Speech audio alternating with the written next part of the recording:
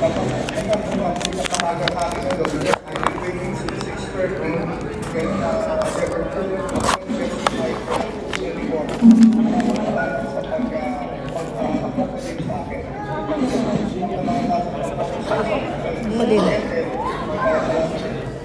na si Ryan. Galing nila lang dyan, sapatos.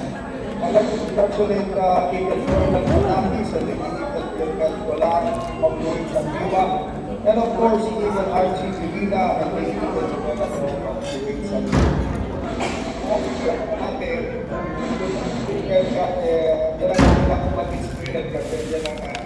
isa sa mga kulang po po yung kami ay mga pala na Dalisang pa niya. Pinukukusan sa iyo isa eh. Anong mga dahilan. And of course is the greed for power. Sino mga hawak ng kapangyarihan? Yan po ang pinag-aagawan. Tani Memorial. It doesn't matter from the barangay level hanggang sa mga kaharian. At pagdako yung kapangyarihan, paano ito panghahawakan na kala nila may forever. Ang isang dahilan kaya tayo nagkakaganito sa buong mundo ay because of indifference. Kung iba ang lahi, iba ang kulay, indifference. Now, kanina narinig ko sa fraternal message yung word na unity. Alam niyo po, unity, it's not a pipe dream, it can happen. At ako po ang naniniwala pa rin sa tao. Ngayon, indifference, makikita po natin sa ating limang daliri, sa sarili natin mga kamay.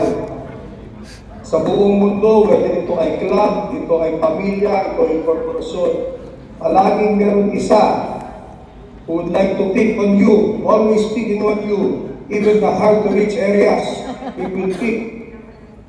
At meron din yung magarbo, extravagant, mayabang, yan yung ring finger.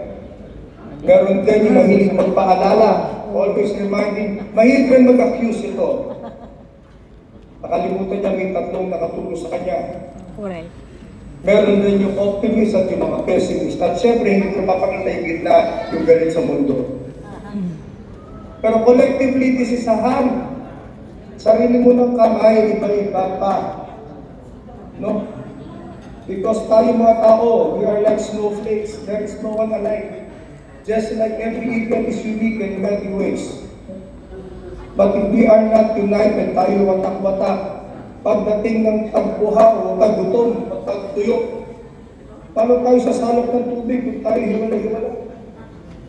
Pero kung walang indifference at walang intent for ownership of power at kakaisa tayo, we form a cup and we can have a cup of water. Kung hindi tayo indifferent sa ibang eagles, ako malamig na. That cup can even become a bowl. So what I'm saying is, to our new kuyas and ates, my kuya advise all of you, revisit your conscience, and revisit the reason why you intended to join this fraternity. Dahil pala sinabi nito ni Edgar, ito ay service through brotherhood, strong brotherhood. And it is not to be served by the brotherhood. Okay? Now, this Kuwait clubs are in its infancy stage. At nakikita ko, it will go on for decades and decades. I'm sure of that. No?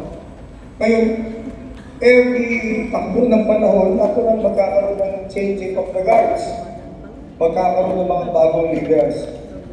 To the leaders of today, of Tambugo and Sandiwa, my advice to you as Kuya is develop your leaders. Ang totoong leader ay nag-create ng mga bagong leaders. Unang-una, ang dapat ay marunong mag-identify at ma-recognize ng leader yung may potential na leader. At ito ay i-mentor. Dahil ang tunay na leader ay hindi fabricated, it is developed. So magkaisa po tayong lahat. Concentrate on being the best club that you can. Stay away from politics that is not of your concern, especially national politics. And also remember that we are not beholden to anyone. A true eagle is not beholden to anyone.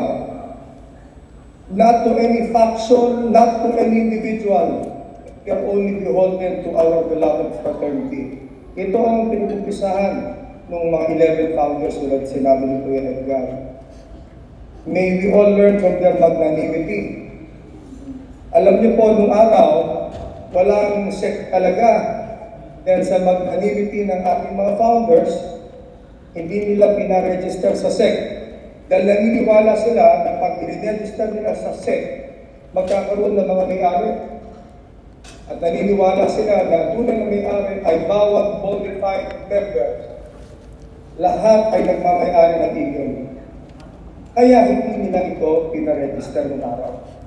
Ito ay pinaregister na lamang nung nagkaroon na ng mga vested interest. But then again, you know, there will always be good eggs and bad eggs. Kahit sa Vatican, may bad eggs yan. Now, I would still like to believe that we are an exception to the rule. So, mga kuya, mga ate, masyadong serious yung sinasabi ko. Kaya gusto ko kayo entertain at gawin kong live. Meron akong gusto sa inyo i-share na kwento. Maiksing-maiksi lang, tapos pwede na rin tayo lahat tumayo siguro. Pero makikinig pa tayo sa iba. Now, we all know that we are not immortal. Tayo at one point we will go. We will have to disappear. Ngayon, meron yung kwento tungkol sa isang kuya na nauna sa atin, ano? Nauna na siya. At siya ay dumiretso at gusto niya pumunta sa langit. Kaya alam, pinarasan ni San Pedro. Sinabi ni San Pedro, saan ka pupunta? Pupunta ako sa langit. Sabi, papunta ba kayo kay Ate Rose langit o kay Kuya Manuel langit? Ay, hindi po. Kuya ako. I deserve to go straight to langit. Sabi naman ni San Pedro, ay hindi po ganyan kuya, pero dahil kuya ka, bibigyan ka ng trial. So itong si kuya na mayaka ay pinapunta sa langit ng 24 oras para mag-observe. Pagdating niya doon, nakita niya, pare-pareho mga suot ng tao. Very, very simple, plain. Kantahan lang sila ng kantahan, may trumpeta. Pero napansin nila, sa isang banda, may mga nagtatrabaho. So nila yung ginagawa niya. Gumagawa kami ng paraan para alalayan yung mga nakakailangan ng tulong namin. Hindi pa rin tapos ang aming suot. Pero ang ganda, maaliwalas, mabago. Sabi mo, pero sige, tingnan ko na yung isang offer sa akin.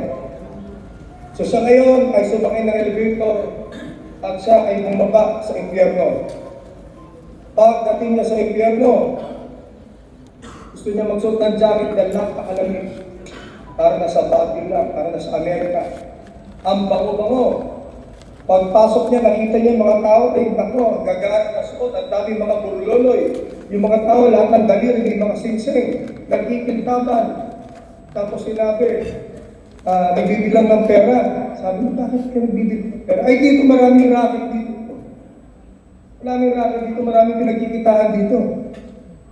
Pero kung ikaw ay marunong makitama, eh pwede ka mag-free look, lilibre ka palagi dito. Napakaganda pala dito. Anyway, time is up. Bumalik sa ngayon sa portfolio para makipag-usap kay San Pedro. Sabi ni San Pedro, kuya, nakapag-desisyon ka naman. Napakadaling desisyon. Balik mo na ako sa baba. Doon na lamang ang Pierno. Sabi niya, siguro pabuya. Sabi niya, ngayon din, pababayin mo na ako. Sumakay na ulit sa mga elevator. Unang floor pa lang pababa, mahaba yun, siyempre, di ba? Habang doon pababa, napapansin niya na parang tila may different yung aircon. Dahil pinagpapawisan sa painit ng patnit. Dito ito maganda na yung ulo mo, ganyan.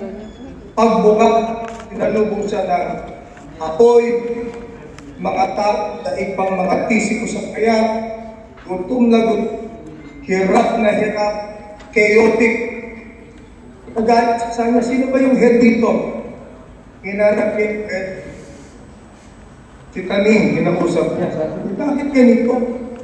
Hindi na nakita ko kahapon. Ikaw ba yung kuya? Ikaw pala nabalitaan namin bumisita dito kahapon. Sabi ko, tama itong pinabahan mo, ito kayo. Sabi niya, bakit gano'n kahapon ang ganda-ganda? Sabi sa kanya yung demonyo, campaign season pa kahapon eh. Tapos na yung campaign season, ito yung totoo. So, nakikita nyo, the choices ay nasa atin. Binigyan tayo ng Panginoon ng sentido común, binigyan tayo ng malasakit na ingrained sa loob natin. All the decision comes from us. We have it here. So ano man eleksyon yan, buong bansa, para sa ating organisasyon, o kahit sa barangay man, kahit saan,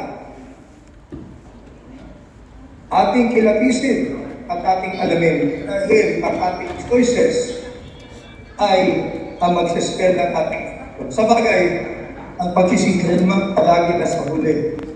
Pero naniniwala pa rin ako sa talino at galing ng mga Eagles. So to our new kuyas and ates, may you have many bunso. Kung wala pang bunso, mamaya pagkatapos ng event, umpisahin na gumawa. At let's build two Eagles and congratulate all of you. And sincerely, mabuhay ang Kuwait Eagles sa Go at Sandiwa. At maraming salamat sa inyo at mabuhay ang Agra. Salamat po.